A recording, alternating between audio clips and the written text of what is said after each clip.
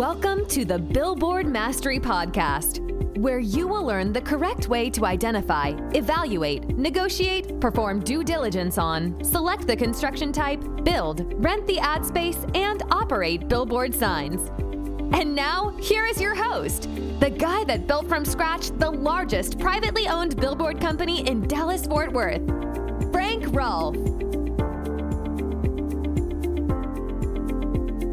Have you ever been driving down a highway late at night and you've noticed that almost every billboard is completely dark? There are no lights on, and then suddenly up ahead there's a billboard with the lights on full blast. And you think to yourself, wait a minute, is that time clock broken? The answer is no. That is an advertisement that has lighting from dusk until dawn.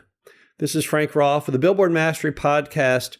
We're going to talk about the ins and outs of how it works when an advertiser wants to have basically an illuminated sign that is brightly illuminated all night long. Now, the first thing you have to ask is, who would need that? And that's a very important item. Let's just go over the kinds of advertisers that would need a sign that is lighted past midnight, which is when most billboards' lights turn off. Well, a truck stop, a 24-hour gas station, a motel, someone who does truck repair, someone who does, bail bonding if in fact you got a DUI in the middle of the night. I mean, there are certain businesses that require it. And the first check on a business that would need it is it open 24 hours? If the business is not open 24 hours, they don't need 24-hour lighting. If a McDonald's franchisee says to you, yeah, I want to have my sign lit all night, the question is, are you open all night? And then the answer is, nope, we close this franchise at midnight.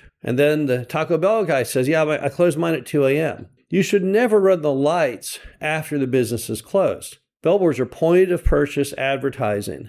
Don't run lights when it's not open. It makes no sense. If someone's getting off the highway to go to the Arby's at the next exit and the Arby's closed at 11 p.m. and it's 3 in the morning, why are you telling the person to get off there? And that's why so many businesses are dark at night, is because they're not open past midnight. Many of them are not even open until midnight. So even that is a bit of a teaser. But the first thing when someone wants to run the lights like that is, do you really need them? The next issue on an all-night lighting arrangement is you're going to have to charge more for the power, because you're talking a substantial commitment in electrical bill here. Think about it this way. Let's just pick a random time of the year, and let's say it gets dark at 7 p.m., and you turn the lights off at midnight. That means you've got 5 hours of lighting. But then, when you run all night, what are you doing?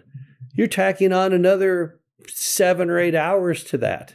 You're taking that up to like a 12 or 13-hour a day lighting commitment 7 days a week. That can make that power bill more than double. So typically when there's a 24-hour lighting situation, you're going to have to tack on to their monthly rent an adjustment for that. The best way to accomplish that, since everywhere has different electrical costs throughout America, is to call the power company and say, hey, if I run these 400-watt halogens or 250-watt halogens or whatever you have on your sign, if I run them this many extra hours, what is that costing me? And that should roughly be, with a little bit of rounding, what your additional monthly cost should be to the advertiser for running them that much. But remember that that's not even the whole story. You're putting a huge amount of wear and tear on those bulbs and ballasts, because now those light fixtures are working more than 2 times harder than all the others, which means they will burn out 2 times faster. So make sure the amount you charge monthly to have dusk until dawn lighting appropriately also covers your best guesses on damage to your equipment and all the repair needs you will have. Now, sometimes the advertiser opens up before it gets light in the morning. Some McDonald's open up as early as 5 and 6 a.m., but there's no sunlight 5 to 6 a.m. during most seasons. Well, you can put second set of teeth or reprogram your digital timer to turn on that extra hour or 2 in the morning, and then again turn off when they close. They don't have to keep it going 24 hours a day just because of that small discrepancy between when it's light in the morning and when they open their doors. although it's a perfectly reasonable request of the advertiser. But you as the sign owner should always be trying to push you back. You're always trying to not let them feel the necessity of running their lights all night long. And also don't forget, it's very hard for you to check those time clocks when it's all night long.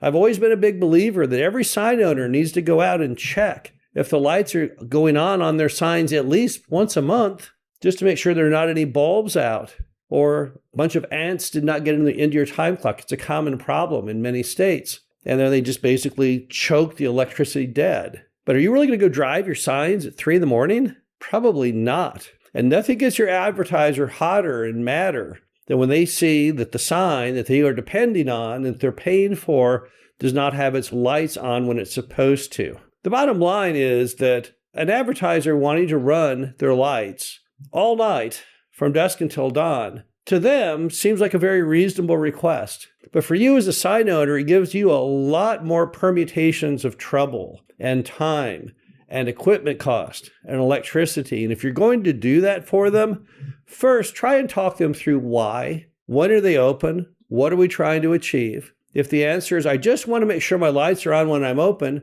okay, let's turn them off when you close and turn them on in the morning and then turn them off again when it's daylight. That's a much better bet than running them all night.